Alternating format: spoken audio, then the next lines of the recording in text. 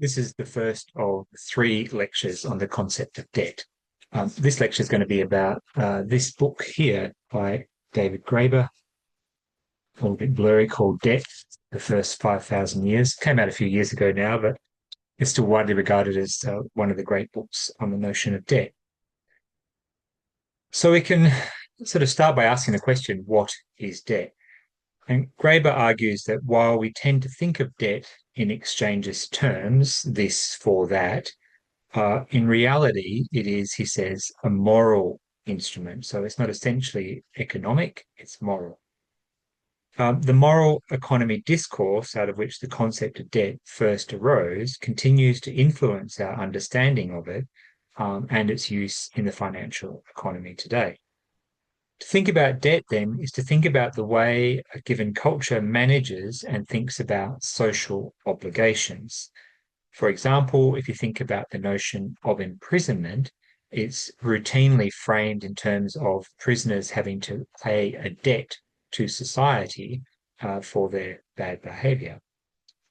Interestingly, society is often said not to owe its citizens anything. This is the case for slums, for example. Society is said not to owe anyone living in a slum anything at all. It isn't obliged to change their situation.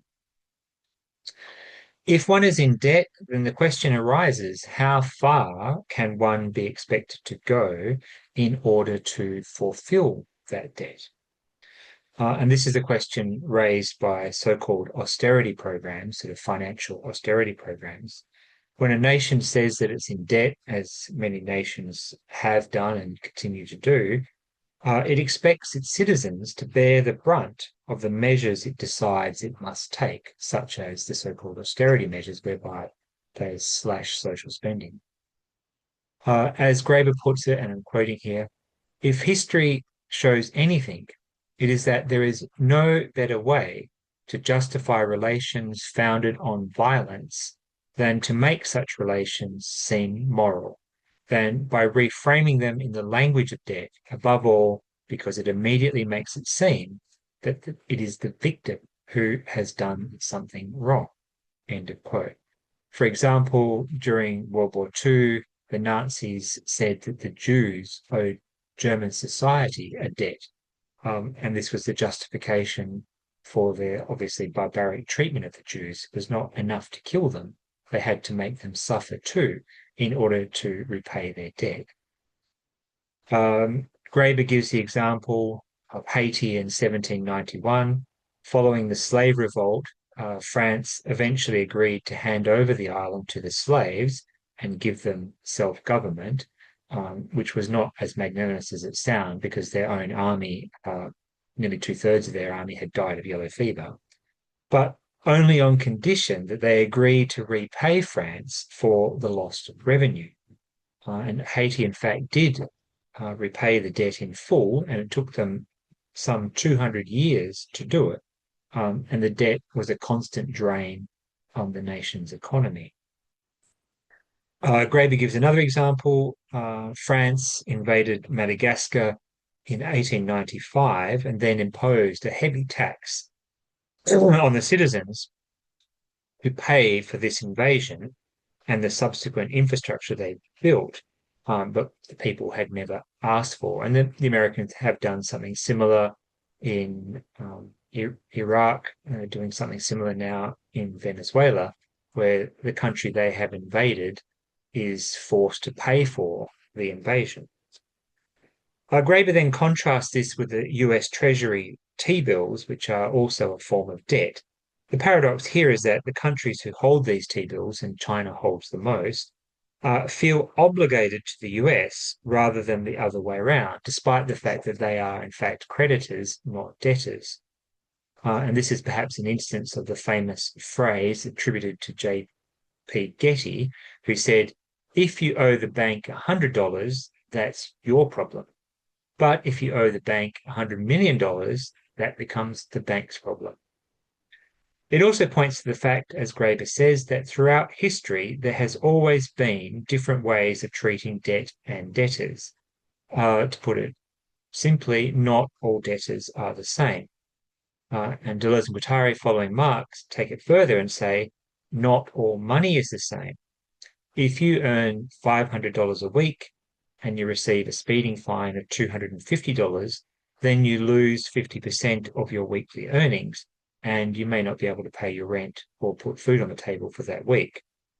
And in the US today, people are routinely put in prison for fines this small, precisely because they cannot pay them without at the same time being able to eat and so on.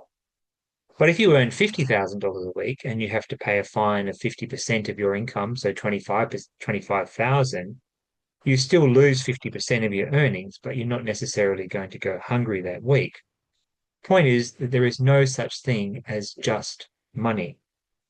And as Graeber points out, repaying debt, even by going to prison, can be a very different experience depending on how much money you have.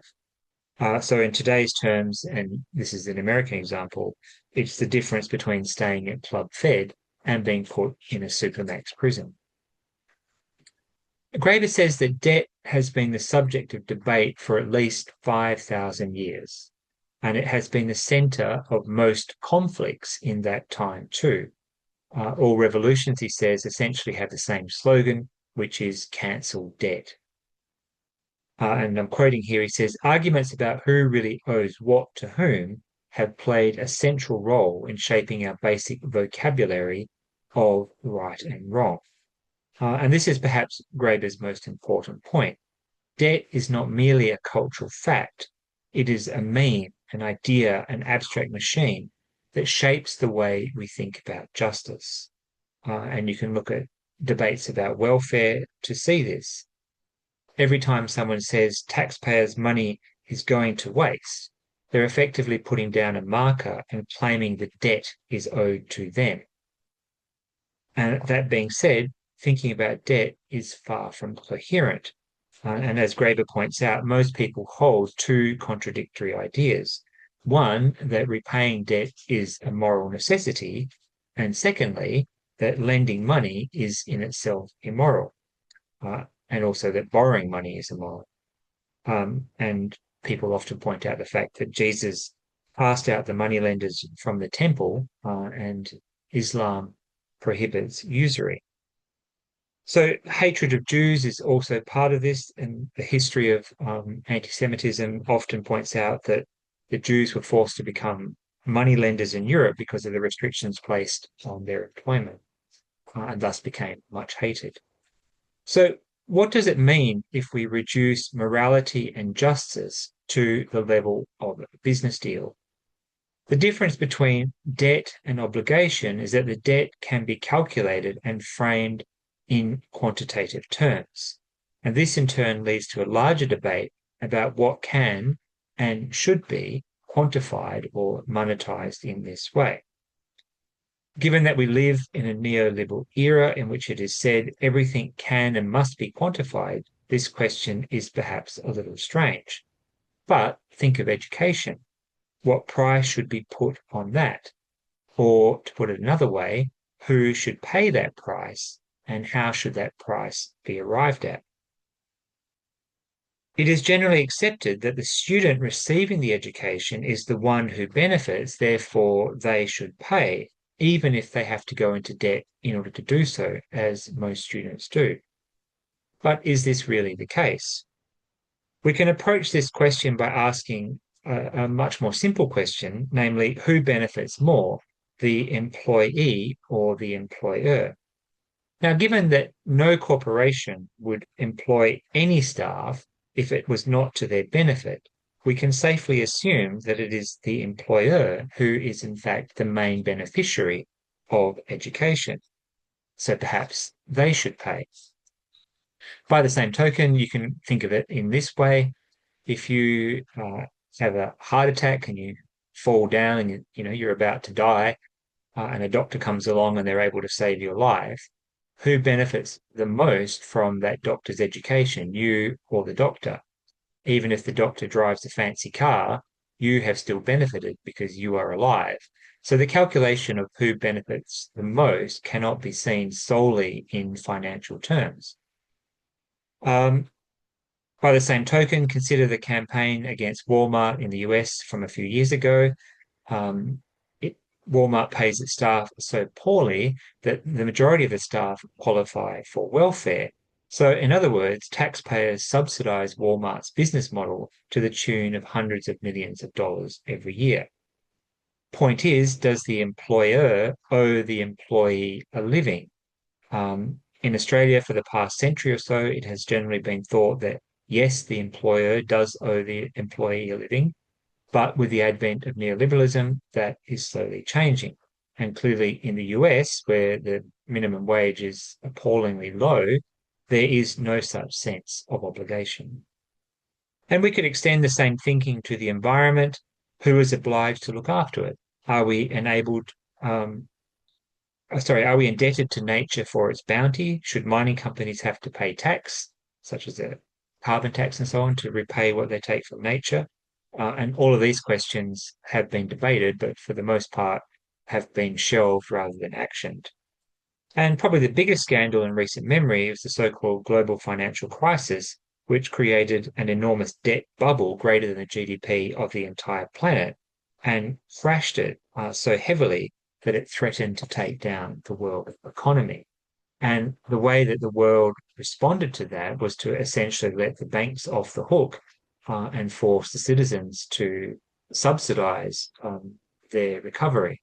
So, in other words, debt was immediately made into a social problem rather than an economic problem. And in a sense, that is Graeber's basic argument that debt has never been purely financial in nature.